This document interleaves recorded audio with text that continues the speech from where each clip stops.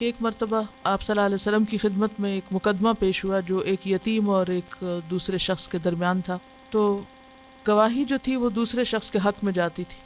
اب یقینی طور پر وہ باغ جو تھا وہ اسی کو ملنا تھا جس کے حق میں گواہیاں تھیں. یتیم کے خلاف جب فیصلہ ہوا تو وہ رو پڑا.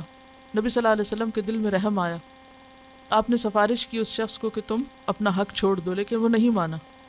اب حضرت ابو الدہداء کو معلوم ہوا کہ یہ معاملہ پیش آیا.